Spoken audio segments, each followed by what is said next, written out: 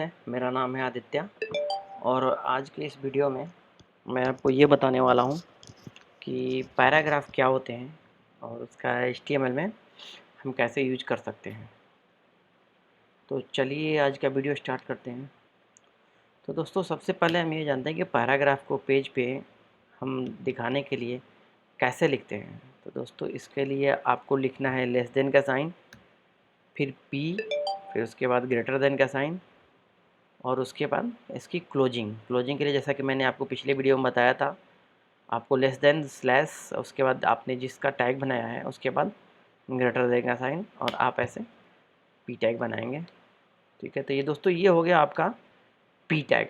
अब इस टैग का यूज हम करते हैं जहाँ भी हमें पेज पे पैराग्राफ में के रूप में ढेर सारे कंटेंट जैसे मान लीजिए लिखने होते हैं, जहाँ डिटेल में आपको डिस्क्रिप्शन वगैरह लिखनी होती है, वहाँ पे हम इसका यूज करते हैं।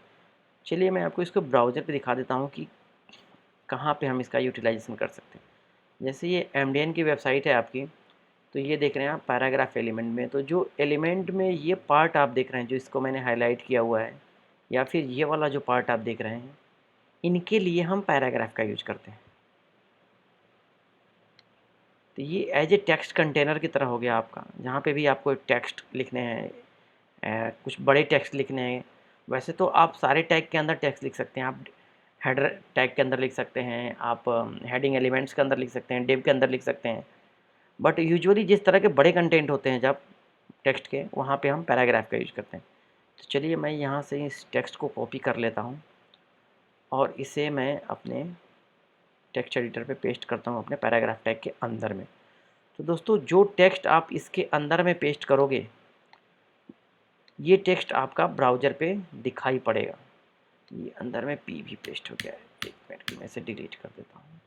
हाँ, तो ये पार्ट दोस्तों, ये वाला जो पार्ट है आपका पूरा, यहाँ से लेके ये यहाँ तक, ये आपका शो होगा ब्राउज़र पे। कैसे शो होगा मैं आपको दिखाता हूँ। ये देखिए, हमने इसे सेव किया और अपने फाइल में गए, जैसे हमारा ये फाइल का नाम है example2.html, यहाँ पे गए और यहाँ से दोस्तों अगर विजुअल स्टूडियो कोड यूज कर रहे हो आप, तो ओपन विथ लाइव सर्वर करते ही ये आपके लिए ब्राउज़र जो है ये रन भी कर देगा, रिलोड भी कर देता है। ये लाइव रिलोड करता है आपका, हर बार आपको रिफ्रेश करने की या रिलोड करने की यहाँ ज़रूरत नहीं पड़ती है। ये देखिए आपका पी टैग यहाँ पे दिखाई पड़ रहा है, पी टैग के अंदर का सारा एलिमेंट, ये देखिए मैं आपको ओपन कर देता हूँ। ये देखिए ये हो गया आपका सारा पी टैग का एलिमेंट जो आपको ब्राउज़र पे दिखाई पड़ रहा है। तो दोस्तों इस तरह की चीज़ों के लिए, इस तरह के रिप्रेजेंटेशन के लिए आपको पी टैग की ज़रूरत पड़ती है।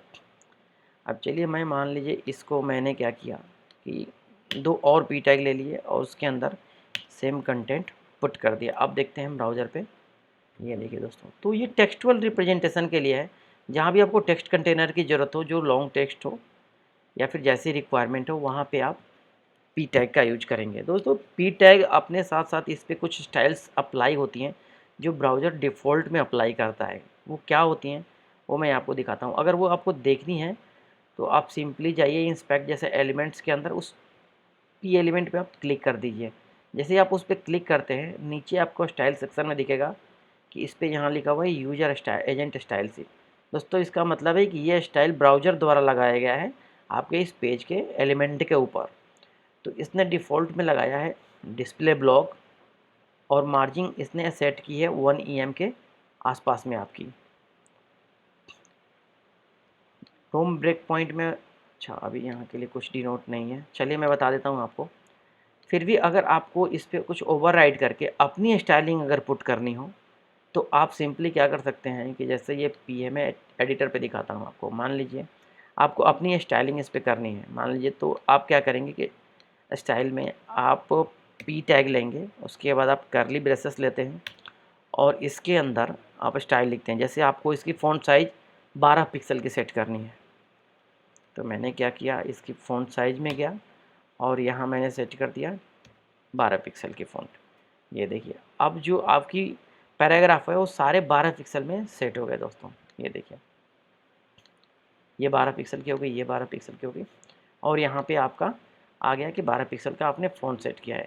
ऐसे ही आप यहाँ पे चेक कर सकते हैं, अगर आपको फ़ॉन्ट बढ़ानी हो 13 पिक्सल, 14 पिक्सल, 15 पिक्सल, तो आप अपनी रिक्वायरमेंट के हिसाब से इसकी फ़ॉन्ट साइजिंग सेट कर सकते हैं।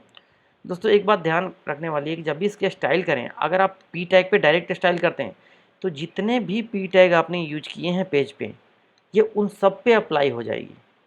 अगर आप किसी पर्टिकुलर पी को हिट करना चाहते हैं, मान लीजिए मैं ये सेकंड वाले पी का चाहता हूँ कि इसकी फ़ॉन्ट साइज़ जो है वो 20 पिक्सल के हो जाए, तो इसके लिए आप क्या करेंगे, इसके लिए या तो आप इसी पे जाके स्टाइल एट्रीब्यूट के अंदर में आप सेट कर सकते हैं फ़ॉन्ट साइज 20 पिक्सल।